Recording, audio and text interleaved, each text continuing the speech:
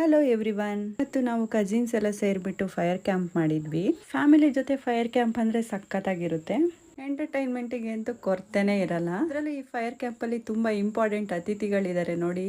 ತುಂಬ ಯಂಗೆಸ್ಟು 90 ವರ್ಷ ಆಗಿದೆ ಇಬ್ಬರಿಗೂ. ನೈಟ್ 11:30ವರೆಗೂ ಇವರು ಜಾಯ್ನ್ ಆಗಿದ್ರು. ನನ್ನ ಹಸ್ಬೆಂಡ್ ಆ್ಯಂಕರಿಂಗ್ ಮಾಡ್ತಾ ಇದ್ರು.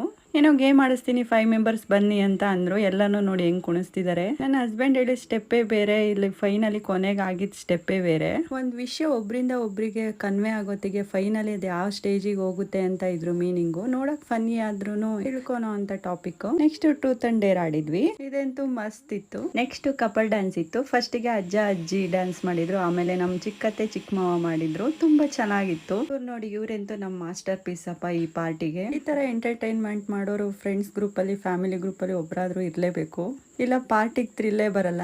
ಈ ಪಾರ್ಟಿ ಫುಲ್ ವಿಡಿಯೋನ ಯೂಟ್ಯೂಬ್ ಅಲ್ಲಿ ಹಾಕ್ತೀನಿ. ನನ್ನ ಚಾನಲ್ಗೆ ಸಬ್ಸ್ಕ್ರೈಬ್ ಆಗಿಲ್ಲ ಅಂದ್ರೆ ಸಬ್ಸ್ಕ್ರೈಬ್ ಆಗಿ. ಬಾಯ್.